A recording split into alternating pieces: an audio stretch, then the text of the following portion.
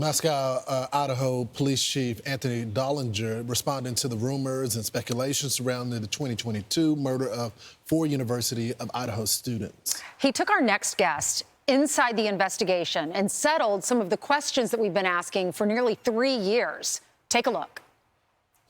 There's a lot of speculation in this case about the cross-country drive. Mm-hmm.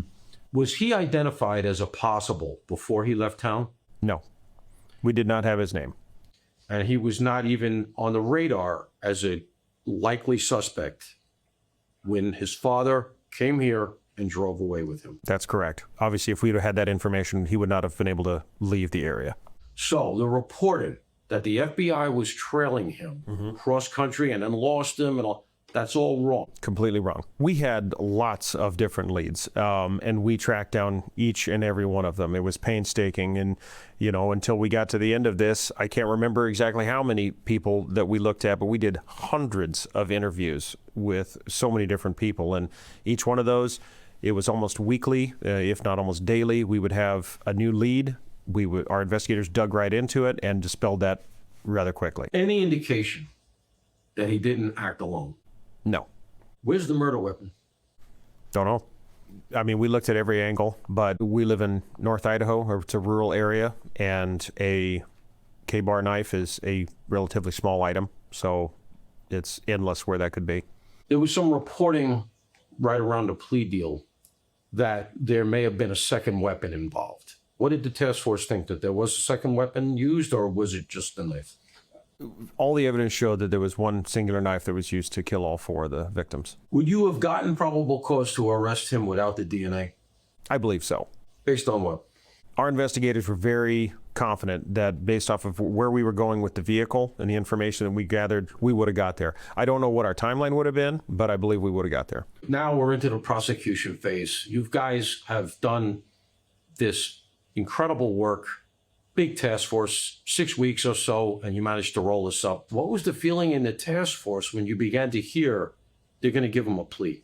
It's one of those things that we all understand the processes that our legal system has, and it was never dashed out of our minds, or at least in my mind, that it was a possibility. I do know that I was in the room when Bill Thompson gave us that information that they had reached out, the defense had reached out asking if they would be willing to entertain that idea.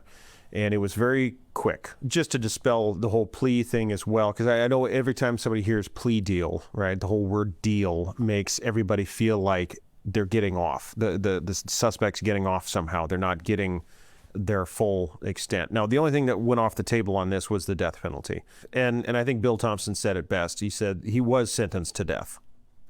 He was sentenced to die in prison. And then we got the Dateline show. Mm-hmm.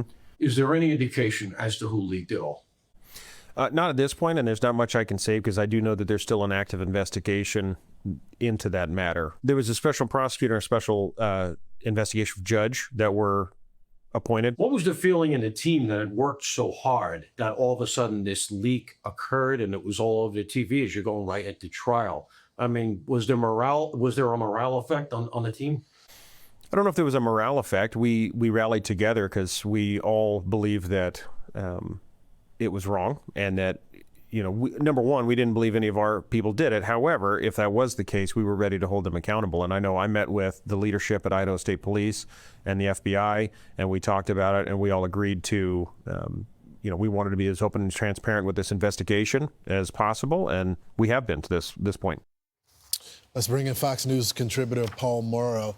Paul, can you get into the details of, was there any defensive wounds or anything like that? Because he says he was confident that he was going to be able to link him to the crime even without the night shift. Yeah, so one of the things I asked was, were there any fingernail scrapings? Because according to all the reporting, the DNA that they got was a touch DNA, a little bit of touch DNA off the button on the knife sheath, and that's it.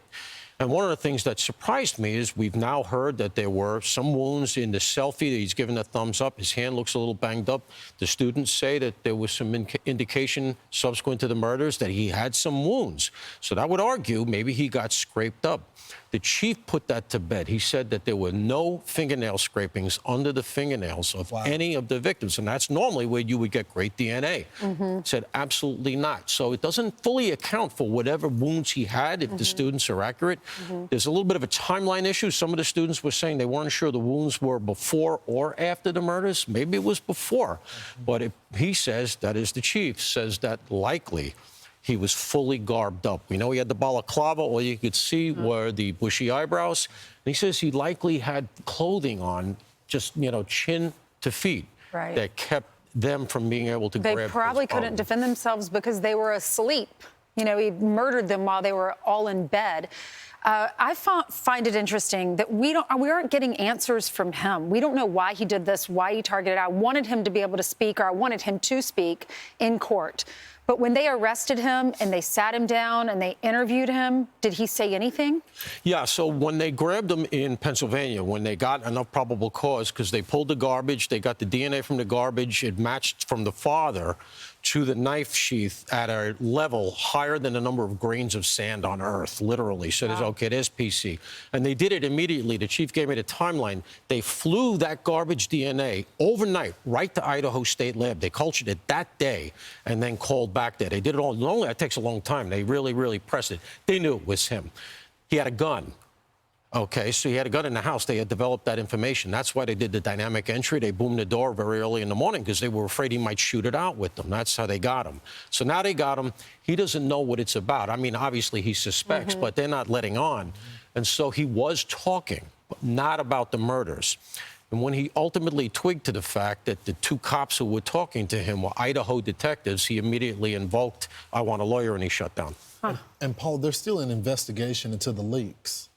There is. So, we had heard that there might be an investigation. The judge had asked when all that stuff came down on another network, including the audio, not just the video, the audio from the camera. There was an exterior camera in the house. That's the one that picked up the car. Ended up being so key. You and I walked that area. We couldn't find a camera. I asked him, let me guess, you took the camera? He goes, yeah, we took the whole apparatus. That's why it wasn't there. Remember, you and I were looking at that house? Through there. Right. So ultimately, it turns out that the material from that camera, somehow or other, right up against trial, got leaked. Now, if you're the prosecutor, that's the last thing you want, right? You have evidence out in the public sphere. Now you have a collateral leak investigation going on. And the judge said, do you want me to appoint a special prosecutor? Somebody must have said yes, because that special prosecutor, and this was new to me, is working right now. Wow. And that prosecutor could, in fact, and it's a prosecutor, it's not an internal investigation, which means we could get another arrest coming out of this case relative to the leak. Interesting. And they demolished the house, right? They the tore house it down. is gone. The school ends up, the people who own the house donated the house to the school. The school wanted to knock it down. They got one stay, that is, the prosecution did, so that you could keep the evidence there in case it went to trial. You could walk the jury through it. Ultimately, they could only get the one stay. The school wanted to get rid of it because it became such a object of interest. And so ultimately, the school acquiesced. Okay, we're going to knock it down. Excuse me, the judge acquiesced. They couldn't do it. They knocked it down. And now it's just a field with a sort of memorial that's in front. Great job. Well, thank you both. Watch the whole interview with the chief of police on Fox Nation, available later today. Thanks, Paul. I'm Steve Doocy. I'm Brian Kilmeade. And I'm Ainsley Earhart. And click here to subscribe to the Fox News YouTube page to catch our hottest interviews and most compelling analysis.